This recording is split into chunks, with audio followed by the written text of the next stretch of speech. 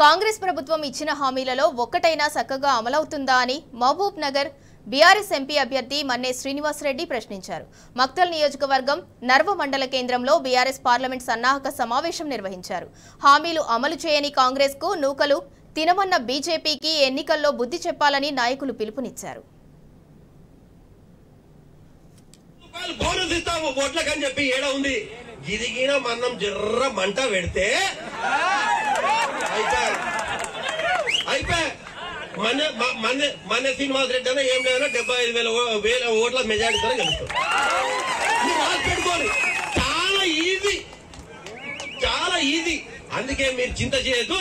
నేను అదే చెప్పినా, మొన్న నేను రామన్న అదే చెప్పినాం. వాళ్ళ బండ్లు మస్తు తిరుగుతున్నాయి, కానీ ఎవడన్నా ఊరికి వచ్చి ఓటు అడుగుతున్నాడు. 2014 కంటే ముందు తెలంగాణ గాని మన మక్తల్ కాన్స్టిట్యున్సీ గాని ప్రతి ఒక్క కాన్స్టిట్యున్సీలో పరిస్థితులు ఏ విధంగా ఉండేనో ఒక్కసారి దాన్ని తిరిగి మనం అందరం ఆలోచన చేసుకుందాం. ఎందుకంటే ఒక రాజకీయ పార్టీ కాదు, మన తెలంగాణ ప్రజల గోస చూసి, మన యొక్క ఆత్మహత్యలు చూసి, ఇవన్నింటినీ చూసి చెల్లించిపోయిన మన కేసీఆర్ గారు కష్టపడి తెచ్చుకున్న తెలంగాణ ఇది. కాంగ్రెస్ ప్రభుత్వం ఇచ్చిన హామీల వల్ల మీరు ఏదో వస్తుందని అనుకున్నారు, కానీ ఒక్క హామీ అని అమలు చేస్తున్నాడా? ఈ రోజు పెళ్లిళ్ళు అవుతున్నాయి.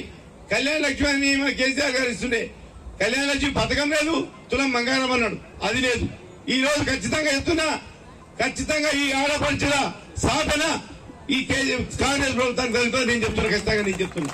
ఖచ్చితంగా ఈ రోజు ముసలి వాళ్లకు 2,000 పెన్షన్ అన్నాడు, 2,000 పెన్షన్, 4,000 పెన్షన్ అన్నాడు, ఇంతవరకు అది లేదు.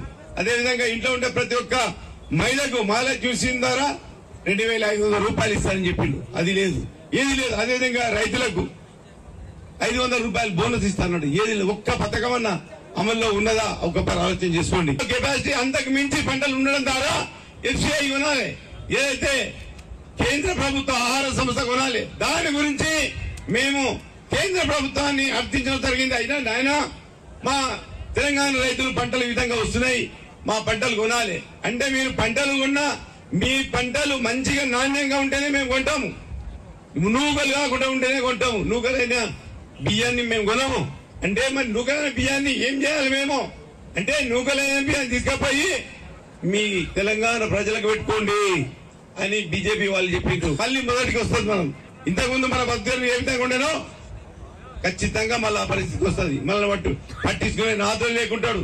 ఈ రోజు ఆలోచన చేసుకోండి. ఈ రోజు గెలిచిన ఎమ్మెల్యేలు ఫోన్లు కూడా ఎత్తలేరంట, ఒక్కదానికి కూడా వాళ్ళు మీతో పాటు తిరగడం లేదు వాళ్ళు. అది నిజమా కాదా? ఒక్కసారి ఆలోచన చేసుకోండి.